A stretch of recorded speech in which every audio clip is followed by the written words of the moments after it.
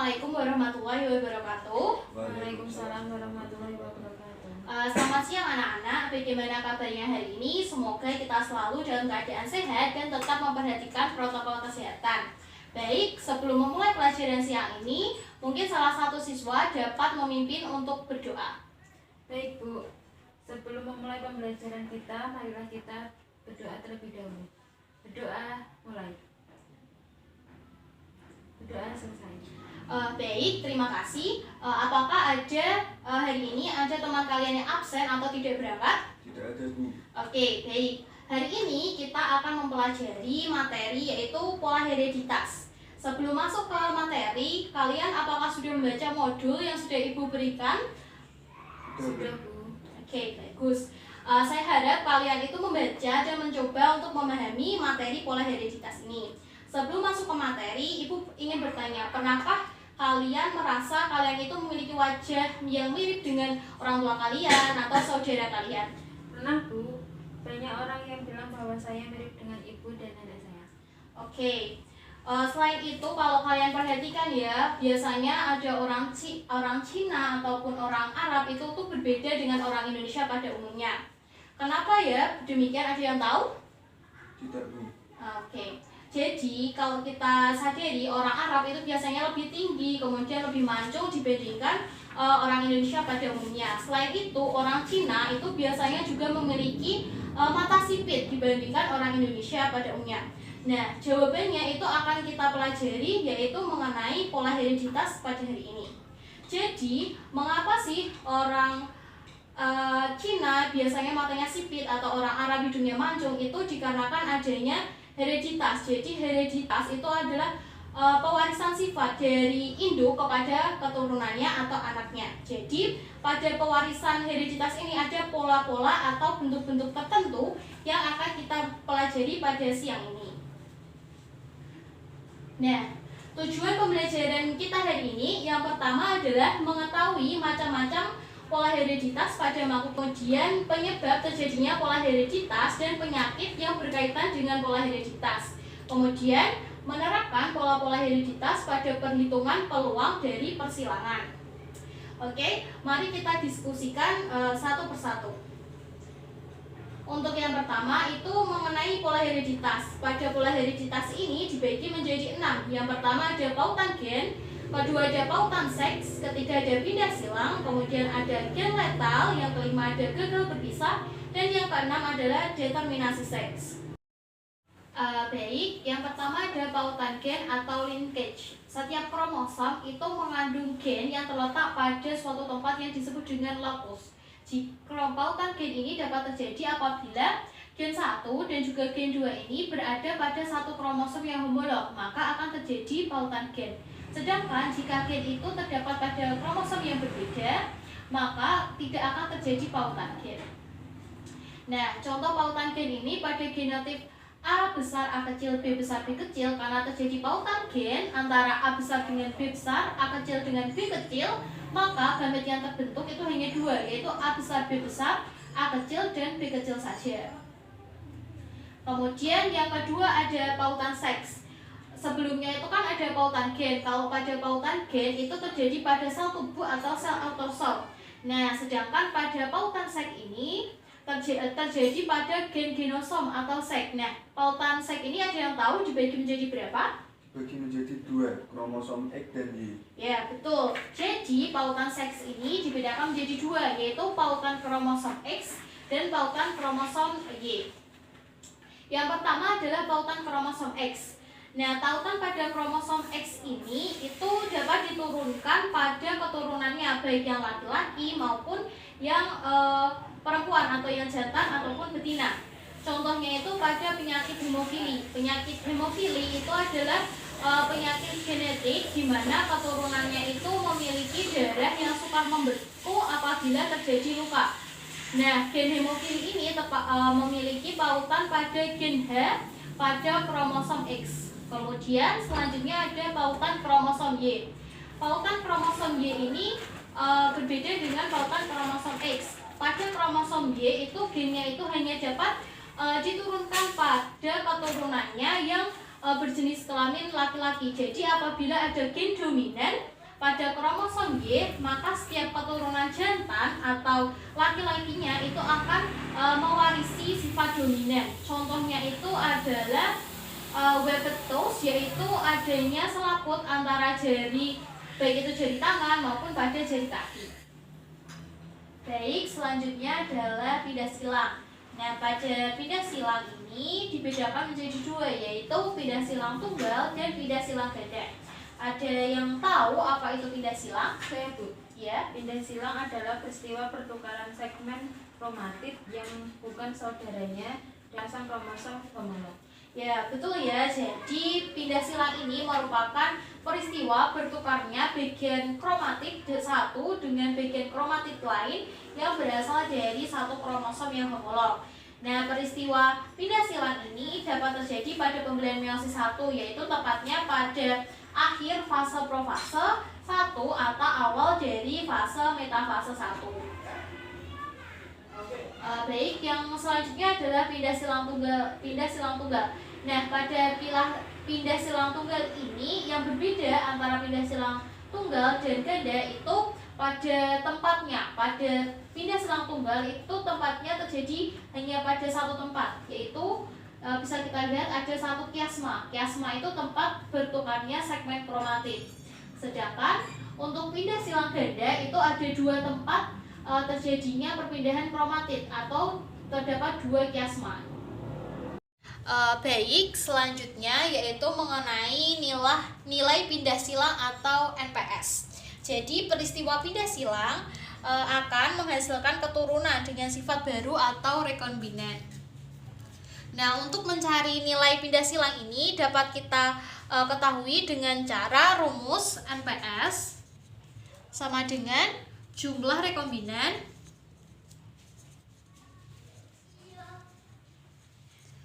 dibagi jumlah rekombinan ditambah jumlah parentalnya dikali 100%. Nah, untuk contoh soalnya yang pertama itu ada soal hasil persilangan antara mangga besar manis B besar B kecil M besar M kecil dengan mangga kecil asam B kecil B kecil M kecil M kecil, memperoleh hasil yang pertama besar asam itu 150, besar manis 750, kecil manis 100, kecil asam 500. Jadi kan diketahui ya, besar asam itu 150, besar manis itu 750, kecil manis itu 100, kecil asam 500. Dimana untuk besar asam itu merupakan rekombinan, kemudian besar manis itu parental, kemudian kecil manis itu rekombinan, dan kecil asam itu parental. Jadi untuk menghitung NPS dapat menggunakan rumus tadi. NPS sama jumlah rekombinan. Jumlah rekombinannya kan berarti 150 dan 100 dibagi jumlah rekombinan plus jumlah parental. Jadi 150 ditambah 750 ditambah 100 ditambah 500 dikali 100% sama dengan 250 dibagi 1500 dikali 100%. Hasilnya adalah 16,67%. Baik, setelah menghitung nilai pindah silang, selanjutnya yaitu pola hereditas yang keempat, yaitu gen letal. Gen letal sendiri itu merupakan gen yang menyebabkan kematian individu dalam keadaan homozigot, sedangkan dalam keadaan heterozigotnya itu seorang individu dapat bersifat normal atau subletal.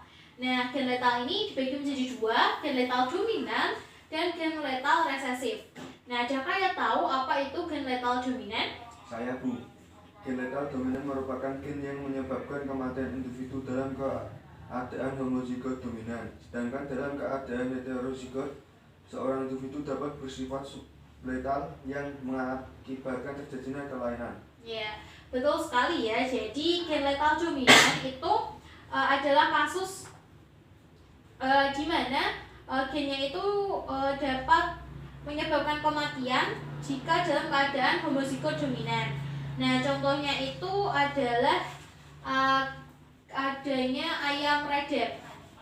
Kemudian yang kedua adalah gen letal resesif. Beda dengan gen letal dominan, gen letal resesif ini dapat menyebabkan kematian individu dalam keadaan homozigot resesif. Sedangkan dalam keadaan heterozigot, seseorang individu itu dapat bersifat karier atau pembawa sifat. Jadi dia itu tidak menderita tetapi hanya mewariskan saja. Contohnya itu adalah albino pada jago. Selanjutnya yaitu pola hereditas yang kelima, yaitu gagal berpisah atau gagal berpisah. Pada pembelahan meiosis, kromosom itu akan mengganda dan ditarik menuju kutub sel oleh benar-benar spindle yang menempel pada sentromer. Dalam keadaan normal, kromosom-kromosom itu akan berpisah dan menuju ke masing-masing kutub. Akan tetapi, terdapat satu kasus di mana kromosom itu akan mengalami gagal berpisah, sehingga kromosom hanya akan tertarik ke salah satu kutub saja. Akibatnya, gamet yang terbentuk akan mengalami penambahan ataupun pengurangan jumlah kromosomnya. Selanjutnya itu ada dampak dari peristiwa gagal berpisah. Yang pertama itu ada sindrom Down. Sindrom Down ini disebabkan adanya trisomi kromosom pada kromosom nomor 21. Kelainan genetik ini dapat menyebabkan penderitanya itu mengalami tingkat kecerdasan yang rendah, kemudian kelainan fisik yang khas yang bisa kita lihat pada gambar. Kemudian dampak yang kedua ada sindrom Turner. Sindrom Turner ini merupakan kelainan kromosom ketika perempuan itu lahir hanya memiliki satu kromosom, yaitu satu kromosom X. Seperti yang kita tahu bahwa perempuan normal itu memiliki kromosom XX. Kemudian dampak peristiwa gagal berpisah selanjutnya ada sindrom Cri-du-Chat. Nah, sindrom Cri-du-Chat itu merupakan sindrom tangisannya itu seperti kucing pada saat dia lahir. Ini merupakan penyakit langka yang disebabkan oleh kelainan genetik. Baik, selanjutnya adalah pola hereditas yang keenam, yaitu determinasi seks. Determinasi seks itu merupakan penentuan jenis kelamin dari makhluk hidup, apakah dia perempuan, laki-laki, atau dia jantan ataupun betina. Untuk tipenya sendiri itu ada 3. Yang pertama adalah tipe XY. Pada tipe XY ini dia akan berkelamin jantan apabila memiliki kromosom XY, dan dia akan menjadi betina apabila memiliki kromosom XX. Contohnya itu pada manusia. Kemudian yang kedua ada tipe XO. Tipe XO ini ada contohnya itu pada serangga. Jadi dia itu hanya memiliki kromosom X. Kemudian ada tipe ZW. Tipe ZW ini contohnya itu terjadi pada ikan, di mana ada kromosom Z dan juga W. Baik, selanjutnya adalah sesi diskusi. Silakan kalian berdiskusi dengan teman kalian untuk mengerjakan beberapa soal yang ada di lembar diskusi yang telah Ibu bagikan. Untuk pengerjaannya, Ibu beri waktu 15 menit. Baik, karena sudah 15 menit, sudah saatnya kita membahas beberapa pertanyaan yang ada di lembar diskusi. Baik, untuk pertanyaan pertama itu soalnya hasil persilangan antara jeruk bulat manis B besar B kecil M besar M kecil dengan jeruk isut asam B kecil B kecil M kecil M kecil itu memperoleh hasil yang pertama, bulat asamnya 300, bulat manisnya 1500, isut manisnya 200, isut asamnya 800. Nah, berapa nilai pindah silanya? Ada yang tahu berapa nilai NPS-nya? nilai MPS-nya adalah 17,86%. Ya benar, jadi nilai M-nya itu 17,86% dari jumlah rekombinan, yaitu 300 ditambah 200 dibagi jumlah semuanya ini. Kemudian untuk pertanyaan selanjutnya, 15 bersaudara kandung terdiri atas 5 wanita dan 10 pria. Ke-10 pria pada keluarga tersebut mengalami kelainan pada salah satu anggota badannya, sedangkan kelima wanitanya itu normal. Kelainan tersebut disebabkan oleh faktor genetik akibat peristiwa apa, dan berikan alasannya. Adakah yang mau menjawab? Saya, Bu. Ya. Yaitu peristiwa pautan kromosom. Lebih tepatnya pautan kromosom Y, karena yang mengalami kelainan hanya laki-laki saja. Ya, benar ya. Jadi jawabannya itu tampak pada soal karena yang mengalami kelainan itu hanya laki-laki. Jadi sudah dipastikan bahwa yaitu mengalami terpaut pada kromosom Y-nya, sehingga disebut dengan pautan seks kromosom Y. Nah, selanjutnya ini ada tabel mengenai nama penyakit, kemudian penyebab dan ciri atau gejala yang disebabkan adanya akibat pola hereditas berupa gagal berpisah. Ada yang bisa mencoba menjawab? Saya, Bu. Ya, silakan. Nama penyakit yaitu sindrom Edward. Penyebabnya yaitu trisomi 18, yaitu adanya salinan ekstra pada kromosom 18. Ciri-cirinya yaitu bibir sumbing, kelainan bentuk dada dan kaki, kelainan pada paru-paru, ginjal, lambung, dan usus. Terus selanjutnya sindrom Patau, yaitu penyebabnya trisomi 13, terbentuk salinan kromosom ke-13 tambahan di sebagian atau seluruh sel tubuh. Cirinya yaitu kelainan bentuk wajah seperti kepala berukuran kecil, mata berukuran kecil, mata hanya satu atau tidak ada mata sama sekali, dan kelainan bentuk hidung. Terus kelainan bentuk bibir, mulut seperti bibir sumbing. Nama penyakit selanjutnya yaitu sindrom Turner. Kelainan salah satu kromosom X pada wanita berupa hanya terdapat satu kromosom X pada tiap sel. Sebagian sel memiliki sepasang kromosom X, sedangkan sebagian sel yang lain hanya memiliki satu kromosom X.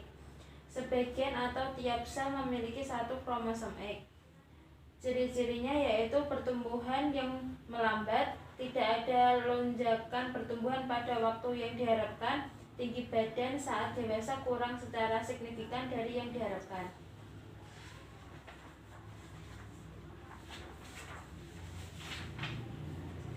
Oke, terima kasih. Kemudian apakah dari lembar diskusi itu ada soal yang mau dipertanyakan, baik yang soal yang sudah kita bahas maupun soal yang belum kita bahas? Tidak ada, Bu. Jika belum ada, selanjutnya kita akan masuk ke kesimpulan pada materi kita hari ini. Jadi kesimpulannya, hereditas itu merupakan pewarisan sifat dari parental kepada keturunannya, di mana terdapat dalam pewarisan sifat terdapat pola-pola tertentu. Pola-pola hereditas antara kita pelajari tadi ada pautan gen, pautan seks, pindah silang, dan letal, gagal berpisah, dan determinasi seks. Kemudian pola hereditas dapat menyebabkan berbagai penyakit seperti pada pola gagal berpisah dapat menyebabkan penyakit sindrom Down, Klinefelter, Turner, dan lainnya. Nah, dengan mempelajari hereditas, kita itu bisa tahu mengenai pola pewarisan sifat dan mengetahui cacat, penyakit, kelainan, dan pola pewarisannya pada manusia. Serta kita juga bisa menghindari kemungkinan terjadinya pewarisan sifat yang merugikan. Baik, karena sudah tidak ada pertanyaan, kalian bisa melanjutkan untuk mengerjakan soal. Nah, untuk mengakhiri pembelajaran hari ini, kita berdoa terlebih dahulu. Berdoa mulai. Berdoa selesai. Terima kasih atas perhatiannya. Wassalamualaikum warahmatullahi wabarakatuh. Waalaikumsalam warahmatullahi wabarakatuh.